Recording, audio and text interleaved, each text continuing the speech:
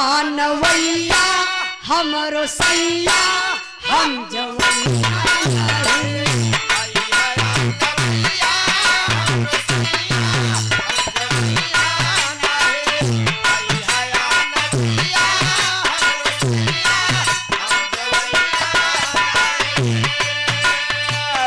जाइबो करब जा साखी जाइबो करब जा साखी वन से बोलवैया नाही अइहा आनवैया हमरो सैया हम जवैया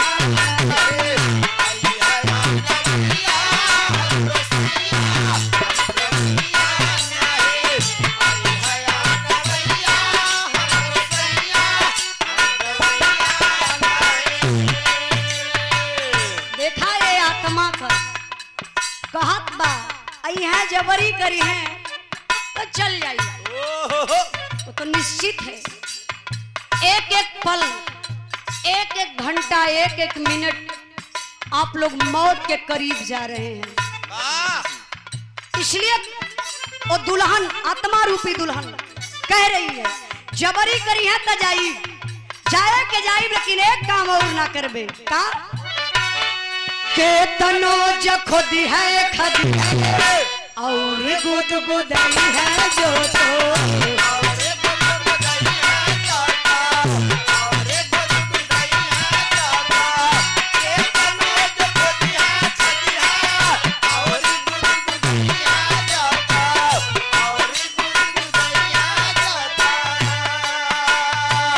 बोला बो करब जा साखी बोला बो करब जा साखी बोल से हंसवैया नहीं अइहा आनवैया हमरो सैया हम जवैया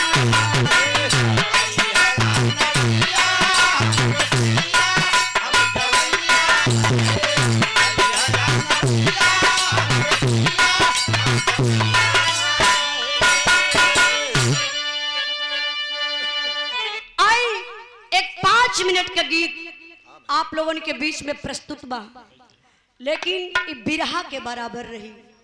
हमारे गुरु जी माननीय प्यारे लाल कवि जी चारों युग का प्रमाण लिखला आए बड़ी से बड़ी बात एक एक लाइन में लिखले हुए वाह बारे हमारे गुरु जी इस सामने ही तब ना बोलत है आपका कलम बतौली कि आपके कलम में जादू बा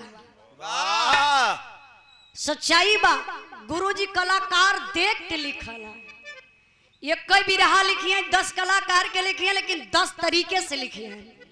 ये आजकल केहू में उतना नॉलेज ना बा गुड़े ना बा गुरुजी में बा बड़ा बढ़िया भाव लिखना है। भाव पर एक एक लाइन पर आप लोग गौर करे हैं बड़ी ऊंची ऊंची बात गुरुजी लिखले हुए का लिखले वो मास्टर साहब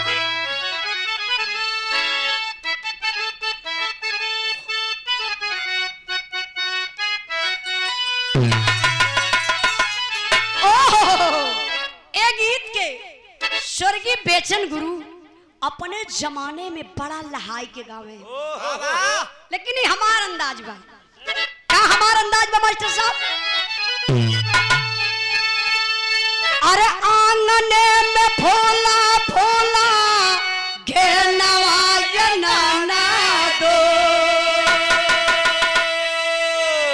अरे आंगने में फूला फूला घेरनवा चले बधाइया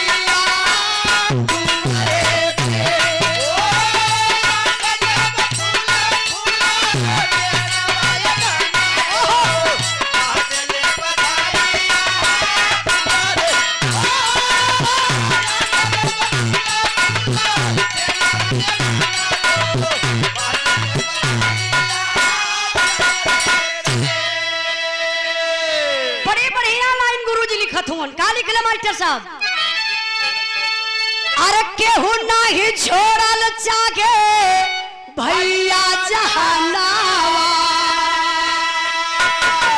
केहू नहीं छोड़ल चाहे भैया जहानावा एक दिन जमीन पर छोड़ के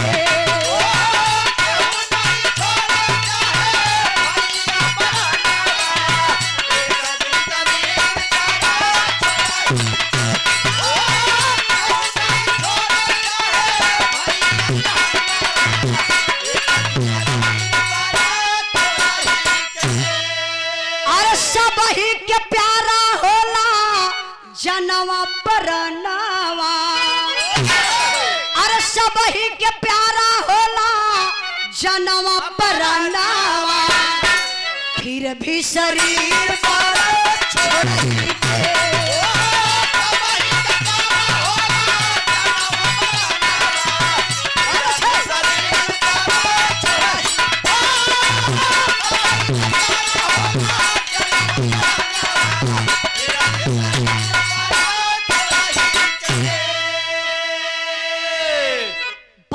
ध्यान दे बाबू। ये भैया तने कर गेनवा खोला ना बहुत प्रॉब्लम होता। रोज प्रोग्राम बा, खोली ऊपर वाले को खोली। हेलो हेलो ठीक बा राय दी। गौर करेंगे बाबू, ए धरती पर जे बा सबके एक दिन हारे के बा। नोटिस कर लीजिए आप लोग, जे बा चाहे वो अपने आप के बड़का राजा बनत हो, चाहे बड़का भिखारी हो, चाहे बड़का गवैया हो, चाहे बड़का बजवैया हो, चाहे बड़का विद्वान हो, चाहे कौनो भी क्षेत्र में कोई हो, लेकिन एक दिन के हारे के बा। अच्छा आप लोग सोचबा कि बड़े बड़े विद्वान आखिर कैसे हार गई हैं? ये हमारे गुरु जी के दिमाग का हरकत बा।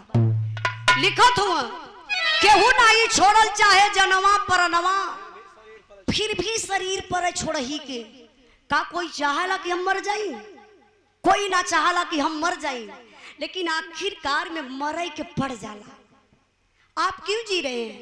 ये मेरा सवाल है कि आप लोग क्यों जी रहे हैं? हम लोग भैया हाँ बिरहा गावे खातिर। देखा ये तो कबो मरबे ना करिए। आप क्यों जी रहे हैं? आप सोचबा कि हम 4 गो महल बना लली, 50 बीघा खेती बना लली, 4-6 गो गाड़ी है, इसलिए नहीं आप जी रहे हैं। सिर्फ आप जी रहे हैं मरने के लिए। ये तय है कि आपको मरना है। जे पैदा होगा लोग के मरे के बाद, तो फिर काहे के घमंड? कुछ लोग घमंड करन अपने आप पर कि मैं हूं, लेकिन आप कुछ नहीं है।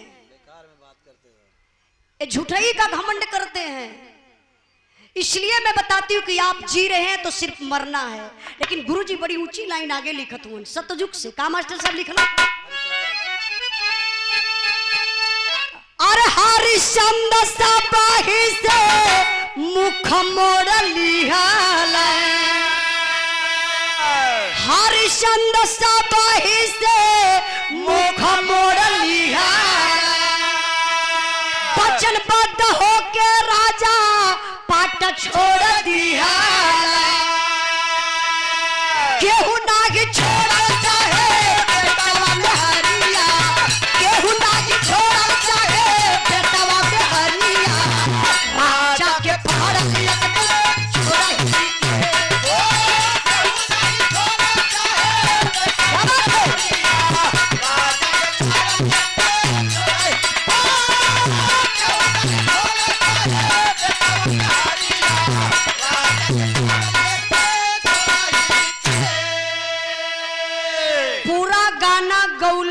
मतलब आखिरी में बताई कि कैसे हारे के बा।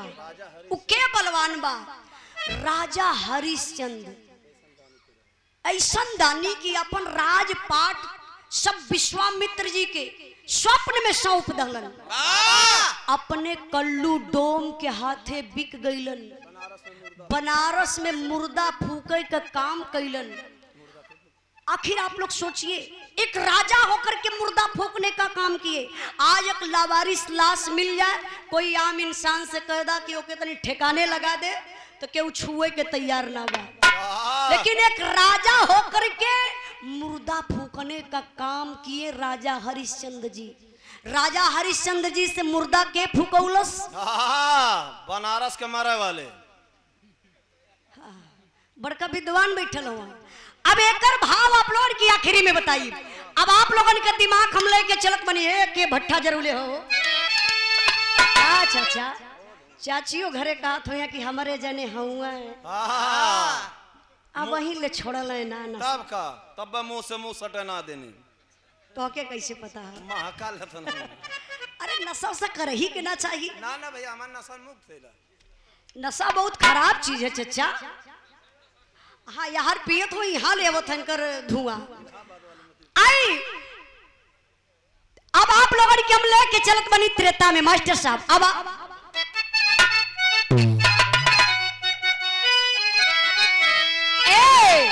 अरे लगल श्री राम जी के धोबी का मेहना। अरे लगल श्री राम जी के धोबी का मेहना। होला या टूट पति पत्नी का बंधना। लक्ष्मण जी चाहला सीता जयहना की बनावा। लक्ष्मण जी चाहला सीता जयहना की बनावा। सीता के पहरल बन में छोड़ही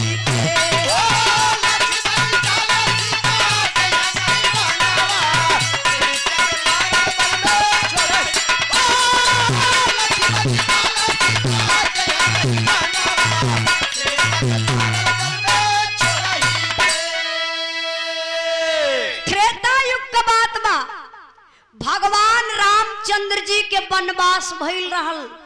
सीता माता लक्ष्मण जी के वनवास ना भइल रहल, लेकिन सीता जी साथ में गईली। ओकरे बाद ए बाबू सीता हरण हो गयल। एक धोबी ताना मार दलस के भगवान रामचंद्र जी के। अच्छा तनवा काहे मरलस पता बा? काहे भैया? ओ धोबिया का धोबिनिया कोनो काम से, कहानी साठ में रही बस ये लिए कि विस्तार से बताओ लगा तो बड़ा लंबा हो जाएगी। धोबिनिया कोनो काम से घर से निकल के बहरे गई रहल। आज जैसे हमारे और काली नहीं 28 तारीख के आ रही है ना बारिश भइल रहल, वही तरीके से तनी तेज बारिश होखे लगल। धोबिनिया बेचारी घरे अवई में असमर्थ हो गई। तब का इनके कैसे पता? इनकर बाबू खाना ना बना खियोले रहने। अब धोबिनिया बेचारी उधरे फंस गई। फंसले का मतलब बच गई ना, लोग कहला कि बेचारू फंस गई है। अब बेचारी वहां फंस गई। धोबिनिया आई ना पावत बा। यहाँ धीरे धीरे सुबेर हो गया। रात भर धोबिया जो हलस। जब सुबेर हो गल तो ठेतना बड़ा मुंगरा लेके, मुंगरा उंगरा के का कहल जला जोने से घास हॉस्पिटल जले मुंगरवे ना। अच्छा अच्छा, इतना बड़ा मुंगरा लेके धोबिया वही दुआरी पर बैठल। काला साज आई धोबिनिया। तो वो यही सोकर स्वागत होई। यही भेंट से उससे बतियाई। ए भैया धोबिया ले के उहे मुंगरा दुआरी पर बैठल बा।